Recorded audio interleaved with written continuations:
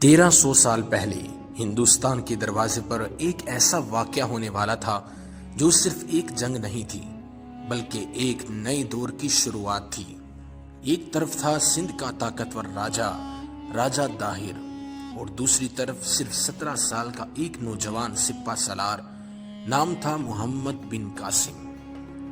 ریگستان میں گھوڑے پر سوار نوجوان سپاہی، ایک نوجوان جو نہ صرف تلوار چلانا جانتا تھا بلکہ انصاف اور ایمان کے لیے لڑنا بھی جانتا تھا۔ اور اس سفر کا آغاز ایک ایسے ظلم سے ہوا جس نے پوری اسلامی دنیا کو ہلا کر رکھ دیا۔ یہ کہانی ہے سندھ کی فتح کی، یہ کہانی ہے محمد بن قاسم کی۔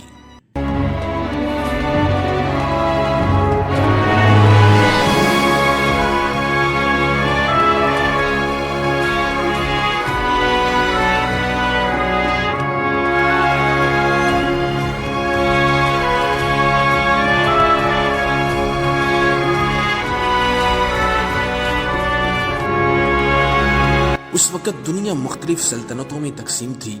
عرب میں اموی خلافت اپنی عروج پر تھی۔ دمشق سے لے کر افریقہ تک اسلام کی حکومت پھیل چکی تھی، لیکن ہندوستان ابھی تک اسلام سے دور تھا۔ اس وقت سندھ ایک امیر اور اہم علاقہ تھا، یہاں سے تجارت ہوتی تھی ہندوستان، عرب اور چین تک، اور سندھ پر حکومت کرتا تھا راجہ داہر۔ راجہ داہر ایک طاقتور حکمران تھا، لیکن اس کے دور میں انصاف کم اور ظلم بہت زیادہ تھا، خاص طور پر ان لوگوں پر جو کہ کمزور تھے۔ ایک دن عرب سے کچھ تجارتی جہاز سمندر کے راستے سفر کر رہے تھے۔ ان جہازوں میں صرف مال ہی نہیں تھا بلکہ کچھ مسلمان عورتیں اور بچے بھی تھے۔ لیکن جب یہ جہاز سندھ کے قریب پہنچے تو ایک ایسا واقعہ ہوا جس نے سب کچھ بدل دیا۔ سمندر کے ڈاکوؤں نے ان جہازوں پر حملہ کر دیا، انہوں نے مال کو لوٹ لیا اور عورتوں اور بچوں کو قیدی کر لیا۔ یہ خبر جب عرب پہنچی تو لوگ غصے سے بھر گئے، لیکن سب سے زیادہ غصہ آیا عراق کے گورنر کو، جس کا نام تھا حجاج بن یوسف۔ جب حجاج بن یوسف کو معلوم ہوا کہ مسلمان عورتیں قید ہیں تو اس کا چہرہ غصے سے سرخ ہو گیا۔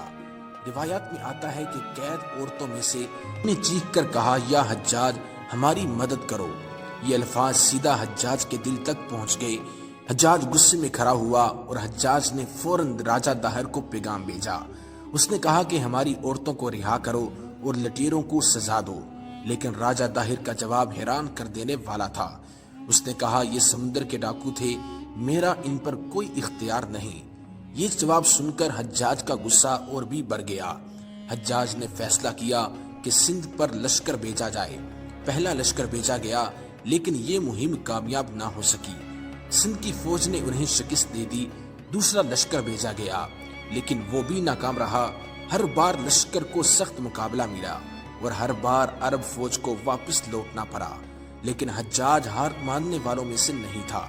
اس نے کہا، اب میں ایک ایسا سپہ سالار بھیجوں گا جو سندھ کی تقدیر کو بدل کر رکھ دے گا۔ اسی وقت حجاج کی نظر ایک نوجوان پر پڑی، ایک ایسا نوجوان جو بہادر بھی تھا اور سمجھدار بھی۔ اس کا نام تھا محمد بن قاسم۔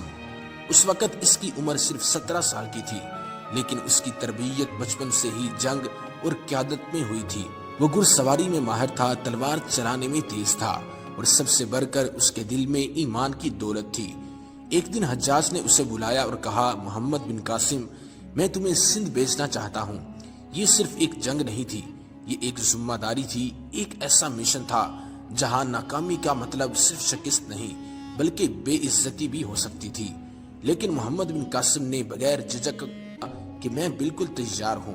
حجاج نے ایک مضبوط فوج کو تیار کیا، اور اس لشکر میں تھے تجربہ کار سپاہی، تیر انداز، گھڑ سوار اور جنگ کے جدید ہتھیار۔ سب سے خاص چیز تھی بڑی منجنیق۔ یہ ایک عظیم جنگی ہتھیار تھا جو کہ قلعوں کی دیواریں گرا سکتا تھا۔ اس منجنیق کا نام تھا العروس۔ یہ اتنی بڑی تھی کہ اسے چلانے کے لیے درجنوں سپاہیوں کی ضرورت ہوتی تھی۔ 712 عیسوی میں محمد بن قاسم اپنی فوج کے ساتھ سندھ کی طرف روانہ ہوتا ہے۔ ریگستان کے لمبے سفر، گرم ہوائیں اور مشکل راستے، لیکن لشکر کا حوصلہ بلند تھا۔ ہر سپاہی جانتا تھا کہ وہ صرف جنگ کے لیے نہیں جا رہا بلکہ انصاف کے لیے جا رہا ہے۔ کئی ہفتوں کے سفر کے بعد آخر کار لشکر سندھ کی سرحد کے قریب پہنچ گیا۔ یہاں سے شروع ہونے والی تھی ایک ایسی جنگ جو تاریخ میں ہمیشہ کے لیے لکھی جانے والی تھی۔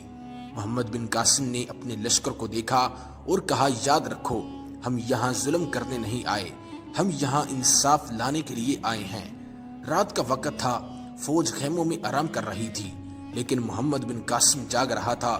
وہ جانتا تھا کہ کل سے شروع ہونے والا سفر صرف جنگ کا سفر نہیں ہے، یہ تاریخ کا سفر ہے، اور شاید اسے خود بھی نہیں معلوم تھا کہ وہ جلد ہی ہندوستان کی تاریخ کا سب سے مشہور سپہ سالار بننے والا ہے۔ 712 عیسوی میں سندھ کی سرزمین پر ایک ایسا طوفان آنے والا تھا جو تاریخ کا رخ بدل دینے والا تھا۔ محمد بن قاسم کا لشکر اب سندھ کے سب سے اہم بندرگاہ کی طرف بڑھ رہا تھا۔ اس شہر کا نام تھا دیبل۔ دیبل صرف ایک شہر نہیں تھا، یہ سندھ کا سب سے بڑا تجارتی مرکز تھا۔ عرب، ہندوستان اور چین کے تاجروں کے جہاز یہاں آ کر رکتے تھے۔ شہر کے درمیان ایک بہت بڑا مندر تھا، اس کی اونچی مینار پر ایک سرخ رنگ کا جھنڈا لہراتا تھا۔ یہ جھنڈا شہر کی طاقت کی علامت سمجھا جاتا تھا، اور لوگوں کا یقین تھا کہ جب تک یہ جھنڈا قائم ہے، دیبل کبھی فتح نہیں ہو سکتا۔ جب محمد بن قاسم کا لشکر دیبل کے قریب پہنچا تو شہر کے لوگوں میں خوف پھیل گیا۔ شہر کے قلعے کی دیواریں بہت مضبوط تھیں اور ان پر ہزاروں سپاہی تعینات تھے۔ راجہ داہر کو بھی خبر مل چکی تھی کہ عرب فوج سندھ میں داخل ہو چکی ہے۔ محمد بن قاسم نے اپنی فوج کو شہر کے باہر خیمے لگانے کا حکم دیا۔ رات کا وقت تھا، مشعلیں جل رہی تھی، سپاہی جنگ کی تیاری کر رہے تھے، اور سب سے اہم چیز وہ تھی العروس، جو کہ ایک عظیم منجنیق تھی۔ یہ اتنی بڑی تھی کہ اسے جلانے کے لیے کئی سپاہی درکار ہوتے تھے۔ اسے اس طرح بنایا گیا تھا کہ یہ دور تک بڑے بڑے پتھر پھینک سکتی تھی اور قلعے کی دیواریں بھی توڑ سکتی تھی۔ جب صبح ہوئی، سورج کی پہلی روشنی کے ساتھ جنگ کا آغاز ہو گیا۔ دیبل کے سپاہیوں نے قلعے کی دیواروں سے تیروں کی بارش شروع کر دی۔ آسمان تیروں سے بھر گیا۔ عرب سپاہی ڈالوں کے پیچھے چھپ کر آگے بڑھ رہے تھے، لیکن قلعہ اتنا مضبوط تھا کہ اسے سیدھا گرانا آسان نہیں تھا۔ محمد بن قاسم نے حکم دیا کہ منجنیق کو تیار کرو۔ سپاہی فوراً حرکت میں آ گئے۔ بڑے بڑے پتھر العروس میں رکھے گئے، پھر اشارہ دیا گیا اور ایک زبردست آواز کے ساتھ پتھر ہوا میں اڑا، پھر سیدھا قلعے کی دیوار سے ٹکرایا۔ زمین ہل اٹھی، لیکن دیوار ابھی بھی قائم تھی۔ جنگ جاری رہی۔ جنگ کے دوران محمد بن قاسم کو ایک اہم خبر ملی کہ شہر کے کچھ لوگ جو راجہ داہر کی حکومت سے خوش نہیں تھے، چپکے سے اس کے پاس آئے۔ انہوں نے ایک راز بتایا۔ انہوں نے کہا کہ جب تک مندر کی مینار پر جھنڈا لہراتا رہے گا، شہر کے سپاہی ہمت نہیں ہاریں گے۔ یہ سن کر محمد بن قاسم نے ایک نیا منصوبہ بنایا۔ محمد بن قاسم نے حکم دیا کہ منجنیق کا رخ قلعے کی دیوار سے ہٹا کر مندر کے مینار کی طرف کرو۔ سپاہی حیران ہو گئے، لیکن حکم مل چکا تھا۔ العروس کو موڑ دیا گیا۔ اب اس کا نشانہ تھا مندر کی اونچی مینار، جہاں پر سرخ رنگ کا جھنڈا ہوا میں لہرا رہا تھا۔ منجنیق میں ایک بڑا پتھر رکھا گیا، رسی کھینچ لی گئی، اور پھر ایک زوردار آواز کے ساتھ پتھر ہوا میں اڑا۔ سب کی نظریں آسمان کی طرف تھیں۔ پتھر سیدھا مینار کی طرف جا رہا تھا، اور پھر پتھر مینار سے ٹکرا گیا۔ مینار ہل گیا اور سرخ رنگ کا جھنڈا وہ زمین پر گر گیا۔ یہ لمحہ تھا دیبل کی تاریخ کا سب سے اہم لمحہ۔ شہر کے سپاہی جو سمجھتے تھے کہ جب تک جھنڈا قائم ہے وہ محفوظ ہیں، اب ان کا حوصلہ ٹوٹ چکا تھا۔ جھنڈا گرتے ہی شہر میں افراتفری مچ گئی، لوگ گھبرا گئے۔ سپاہی جو ابھی تک بہادری سے لڑ رہے تھے، یہ پیچھے ہٹنے لگے۔ یہ دیکھ کر محمد بن قاسم نے فوراً حکم دیا کہ حملہ تیز کرو۔ عرب فوج نے زبردست حملہ کیا۔ کچھ ہی دیر میں قلعے کا دروازہ بھی ٹوٹ گیا۔ سپاہی شہر کے اندر داخل ہو گئے۔ جنگ کچھ دیر اور چلی، لیکن اب یہ فیصلہ ہو چکا تھا کہ دیبل کا قلعہ گر چکا ہے۔ دیبل اب محمد بن قاسم کے قبضے میں تھا، لیکن یہاں ایک ایسی بات ہوئی جو محمد بن قاسم کی شخصیت کو ظاہر کرتی ہے۔ انہوں نے شہر کے لوگوں کو امان دی۔ انہوں نے اعلان کیا کہ جو لوگ امن چاہتے ہیں انہیں امن دیا جاتا ہے۔ مندروں کو تباہ نہیں کیا گیا، لوگوں کو زبردستی اسلام قبول کرنے پر مجبور نہیں کیا گیا، بلکہ انہیں امن اور انصاف دیا گیا۔ محمد بن قاسم نے دیبل میں نیا نظام قائم کیا، شہر میں امن قائم کیا گیا، ظلم کو بند کر دیا گیا اور لوگوں کو انصاف دیا گیا۔ یہ وہی انصاف تھا جو اسلام سکھاتا ہے۔ جب دیبل کی فتح کی خبر راجہ طاہر تک پہنچی تو وہ حیران رہ گیا۔ اسے یقین نہیں آ رہا تھا کہ صرف 17 سال کا ایک نوجوان اس کے سب سے اہم شہر کو فتح کر چکا ہے۔ اب اسے سمجھ آ چکا تھا کہ یہ جنگ آسان نہیں ہونے والی۔ دیبل کی فتح صرف ابتدا تھی۔ اب محمد بن قاسم کا لشکر سندھ کے اندر کی طرف بڑھنے والا تھا۔ اگلا مقابلہ ہونے والا تھا راجہ داہر کی اصل طاقت سے، اور وہ جنگ تاریخ کی سب سے فیصلہ کن جنگوں میں سے ایک ہونے والی تھی۔ رات کا وقت تھا، دیبل فتح ہو چکا تھا، لیکن محمد بن قاسم جانتے تھے کہ اصل جنگ ابھی باقی ہے۔ سامنے تھا سندھ کا سب سے طاقتور حکمران راجہ داہر، اور اگلا مقابلہ تاریخ کی ایک عظیم جنگ ہونے والا تھا۔ جب محمد بن قاسم نے سندھ کے کئی علاقوں پر اپنا قبضہ مضبوط کر لیا تو اس کی مہم کا اگلا اور سب سے اہم مرحلہ شروع ہونے والا تھا۔ دیبل نے رون اور سہون کی فتوحات نے عرب فوج کا حوصلہ بہت بلند کر دیا تھا، اور اب سب کی نظریں ایک بڑی جنگ پر لگی ہوئی تھی۔ یہ جنگ سندھ کے حکمران راجہ داہر کے ساتھ فیصلہ کن مقابلہ تھا۔ راجہ داہر اس وقت سندھ کا طاقتور حکمران تھا، اور اس کے پاس ایک بڑی اور مضبوط فوج بھی موجود تھی۔ جب اسے خبر ملی کہ محمد بن قاسم کی فوج مسلسل سندھ کے علاقوں کو فتح کرتی جا رہی ہے تو اس نے بھی جنگ کی تیاری شروع کر دی۔ اس نے اپنے ساتھیوں اور سرداروں کو پیغام بھیجا کہ وہ اپنی فوج کے ساتھ اس کا ساتھ دیں۔ راجہ داہر جانتا تھا کہ اگر عرب فوج کو اس جگہ پر نہ روکا گیا تو پورا سندھ اس کے ہاتھ سے نکل سکتا ہے۔ اس لیے اس نے فیصلہ کیا کہ وہ خود میدان میں اتر کر مقابلہ کرے گا۔ اس جنگ کے لیے ایک اہم مقام کا انتخاب کیا گیا جو کہ دریائے سندھ کے قریب واقع تھا۔ یہ مقام آج بھی تاریخ میں ایک نہایت اہمیت کی حیثیت رکھتا ہے۔ دوسری طرف محمد بن قاسم بھی اس فیصلہ کن جنگ کے لیے مکمل طور پر تیار تھا۔ اس نے اپنی فوج کو منظم کیا اور ہر سپاہی کو اس کی ذمہ داری کو سمجھا دیا۔ عرب فوج اپنے نظم و ضبط اور جنگی حکمت عملی کی وجہ سے مشہور تھی۔ اسی وجہ سے محمد بن قاسم ہر جنگ سے پہلے مکمل منصوبہ بندی کیا کرتا تھا۔ اس نے اپنے فوجی افسروں کو مختلف حصوں میں تقسیم کر دیا تاکہ جنگ کے دوران ہر طرف سے حملہ کیا جا سکے۔ جب دونوں فوجیں آمنے سامنے آئیں تو میدان جنگ کا ماحول انتہائی سخت اور کشیدہ ہو گیا۔ ایک طرف راجہ داہر کی فوج بڑی تھی اور دوسری طرف محمد بن قاسم کی منظم عرب فوج۔ اس جنگ کو سندھ کی تاریخ کی سب سے بڑی جنگوں میں سے ایک سمجھا جاتا ہے۔ راجہ داہر جنگ کے میدان پہ اپنے ہاتھی پر سوار تھا۔ اس کے گرد اس کے وفادار سپاہی اور سردار بھی موجود تھے۔ اس کا ارادہ تھا کہ وہ ہر صورت میں عرب فوج کو روک دے گا۔ دوسری طرف محمد بن قاسم اپنی فوج کی قیادت کر رہا تھا۔ اس کی حکمت عملی سادہ مگر نہایت مؤثر تھی۔ سب سے پہلے اس نے اپنے تیر انداز سپاہیوں کو آگے بڑھنے کا حکم دیا۔ تیروں کی بارش کے ساتھ ہی جنگ کا آغاز ہو گیا۔ دونوں طرف سے سخت مقابلہ شروع ہوا۔ تلواریں ٹکرا رہی تھیں اور گوروں کی ٹاپوں سے زمین گونج رہی تھی۔ جنگ کا منظر انتہائی خوفناک تھا، لیکن عرب فوج کا نظم و ضبط اور حکمت عملی آہستہ آہستہ اثر دکھانے لگی۔ محمد بن قاسم نے اپنی فوج کو مختلف سمتوں سے حملہ کرنے کا حکم دیا۔ اس سے راجہ داہر کی فوج پر دباؤ بڑھنے لگا۔ جنگ کئی گھنٹوں تک جاری رہی۔ ہر طرف گرد و غبار اور شور و گل کا ماحول تھا۔ اسی دوران ایک ایسا لمحہ آیا جس نے پوری جنگ کا رخ بدل دیا۔ عرب فوج کے ایک تیر انداز نے راجہ داہر کو نشانہ بنایا۔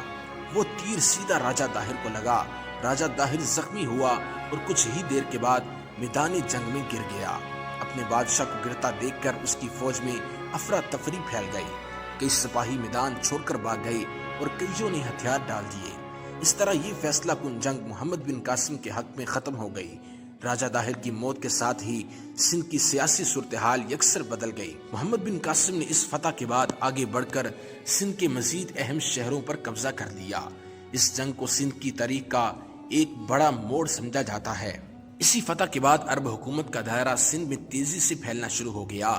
محمد بن قاسم نے فتح کے بعد مقامی لوگوں کے ساتھ انصاف اور نرمی کا رویہ اختیار کیا۔ اسی وجہ سے بہت سے مقامی لوگ اس کی حکومت کو قبول کرنے لگے اس کی حکومت کا ایک اہم اصول یہ تھا کہ لوگوں کو اپنے مذہب پر عمل کرنے کی آزادی دی جائے۔ یہ پالیسی اس زمانے کے لیے ایک نہایت اور اہم اور نیا قدم تھا۔ اسی وجہ سے آہستہ آہستہ سندھ میں امن قائم ہونے لگا۔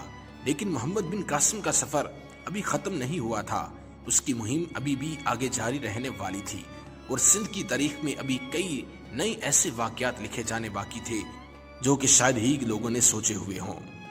اب محمد بن قاسم کی مہم کا آخری اور سب سے اہم مرحلہ قریب آ چکا تھا۔ سندھ کے زیادہ تر علاقے اب اس کی حکومت کے زیر نگیں آ چکے تھے، لیکن ابھی ایک نہایت اہم شہر باقی تھا۔ یہ شہر تھا ملتان۔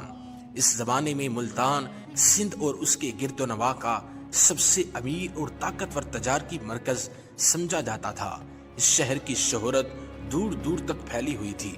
یہاں ایک بہت مشہور بندر بھی تھا جسے لوگ سورج بندر کے نام سے جانتے تھے۔ اس بندر میں بے شمار دولت جمع تھی، اسی وجہ سے اس دور میں ملتان کو شہر سونا بھی کہا جاتا تھا۔ جب محمد بن قاسم کو ملتان کی اہمیت کا علم ہوا تو اس نے فیصلہ کیا کہ اب اس شہر کی طرف پیش قدمی کی جائے۔ اس نے اپنی فوج کو دوبارہ تیار کیا اور سپاہیوں کو سفر اور جنگ دونوں کے لیے تیار رہنے کا حکم دیا۔ پھر ایک دن عرب فوج ملتان کی طرف روانہ ہو گئی۔ ریگستان کے طویل سفر کے بعد بالآخر محمد بن قاسم کی فوج ملتان کے قریب پہنچ گئی۔ ملتان کا قلعہ نہایت مضبوط تھا، اس کی دیواریں بہت اونچی تھی اور اس کا دفاع بہت ہی سخت تھا۔ شہر کے اندر موجود لوگ بھی جنگ کے لیے پوری طرح تیار ہو چکے تھے۔ محمد بن قاسم نے شہر کا محاصرہ کرنے کا فیصلہ کر لیا تھا۔ عرب فوج نے ملتان کو چاروں طرف سے گھیر لیا۔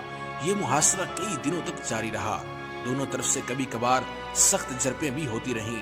ملتان کے دفاع کرنے والے سپاہی پوری بہادری سے ساتھ مقابلہ کر رہے تھے، لیکن محمد بن قاسم کی حکمت عملی بہت زیادہ مضبوط تھی۔ اس نے آہستہ آہستہ شہر کے دفاع کو کمزور کرنا شروع کیا۔ اسی دوران ایک اہم واقعہ بھی پیش آیا۔ شہر کے اندر سے ایک شخص نے عرب فوج کو ایک راز بتایا۔ اس نے بتایا کہ شہر کے پانی کی رسد ایک خاص مقام سے آتی ہے۔ اگر اس جگہ کو بند کر دیا جائے تو شہر کے دفاع کرنے والوں کے لیے بڑی مشکل پیدا ہو سکتی ہے۔ محمد بن قاسم نے فوراً اس معلومات پر عمل کیا اور اپنے سپاہیوں کو حکم دیا کہ پانی کی اس رسد کو بند کر دیا جائے۔ جب پانی کی فراہمی رک گئی تو شہر کے اندر سخت حالات پیدا ہونے لگے۔ پیاس اور کمی کی وجہ سے دفاع کرنے والوں کی ہمت کمزور پڑنے لگی۔ آخرکار ملتان کے دروازے کھول دیے گئے۔ اس طرح ملتان بھی محمد بن قاسم کے قبضے میں آ گیا۔ جب عرب فوج شہر میں داخل ہوئی تو محمد بن قاسم نے وہی طرز عمل اختیار کیا جو اس نے پہلے شہروں میں کیا تھا۔ اس نے سختی سے حکم دیا کہ عام لوگوں کو کوئی نقصان نہیں پہنچایا جائے گا، شہر میں امن قائم رکھا جائے گا اور لوگوں کو اپنے مذہب پر عمل کرنے کی پوری آزادی ہوگی۔ محمد بن قاسم نے ملتان میں ایک نیا انتظامی نظام قائم کیا اور مقامی لوگوں کو بھی حکومتی ذمہ داریاں دیں۔ اسی طرز حکمرانی کی وجہ سے لوگ اس کی حکومت سے مطمئن ہونے لگے۔ ملتان کی فتح کے بعد سندھ اور اس کے گرد و نواح کے علاقوں میں عرب حکومت مکمل طور پر قائم ہو گئی۔ یہ فتح طریق کا ایک نہایت اہم موڑ ثابت ہوئی۔ اس مہم کے بعد اسلام کا پیغام اس علاقے میں تیزی سے پھیلنے لگا اور تجارت اور ثقافت کے نئے دروازے بھی کھل گئے، اور عرب دنیا اور ہندوستان کے درمیان تعلقات مضبوط ہونے لگے۔ بلکہ ایک نیا نظام قائم کیا تھا، ایک ایسا نظام جس میں انصاف، امن اور نظم و ضبط کو بڑی اہمیت دی گئی۔ لیکن تاریخ کا سفر یہیں ختم نہیں ہوا۔ محمد بن قاسم کی زندگی کا ایک دردناک موڑ ابھی آنا باقی تھا۔ اس کی کامیابیوں کی خبر حجاج بن یوسف تک پہنچی تو وہ بہت خوش ہوا، لیکن کچھ عرصے کے بعد سیاسی حالات بدلنے لگے۔ اموی خلافت میں نئی تبدیلیاں آنے لگیں اور ان تبدیلیوں کا اثر محمد بن قاسم کی زندگی پر بھی پڑا۔ روایات کے مطابق اسے واپس بلا لیا گیا۔ یہ فیصلہ اس کے لیے بہت اچانک تھا۔ ایک ایسا سپہ سالار جس نے اتنی بڑی فتوحات حاصل کی تھی، اب اسے اپنی فوج اور اپنی فتح کی ہوئی سرزمین چھوڑ کر واپس جانا پڑا۔ تاریخ بتاتی ہے کہ محمد بن قاسم کی زندگی کا انجام بہت ہی دردناک تھا، لیکن اس کا نام تاریخ میں ہمیشہ کے لیے لکھا جا چکا تھا۔ ایک نوجوان سپہ سالار جس نے صرف 17 یا 18 سال کی عمر میں اتنی بڑی مہم کو کامیابی سے انجام دیا۔ آج بھی سندھ کی تاریخ میں محمد بن قاسم کا نام عزت اور احترام کے ساتھ لیا جاتا ہے۔ اس کی فتوحات نے اس خطے کی تاریخ کو بدل کر رکھ دیا اور ایک نئی تہذیب اور ثقافت کے دروازے بھی کھولے۔ آج جب ہم اس کی کہانی کو یاد کرتے ہیں تو ایک سوال ضرور پیدا ہوتا ہے کہ آخر وہ کیا وجہ تھی کہ اتنی کم عمر میں اس نے اتنی بڑی کامیابی حاصل کی۔ اس کا جواب صرف تلوار کی طاقت نہیں تھا، بلکہ اس کا پختہ یقین، مضبوط نظم و ضبط اور انصاف پر مبنی طرز حکمرانی تھا۔ تاریخ کے صفحات آج بھی گواہی دیتے ہیں کہ جو قومیں انصاف، ہمت اور یقین کے ساتھ اٹھتی ہیں وہ دنیا کا نقشہ بدل دیتی ہیں، اور محمد بن قاسم کی داستان بھی اسی حقیقت کی ایک روشن مثال ہے۔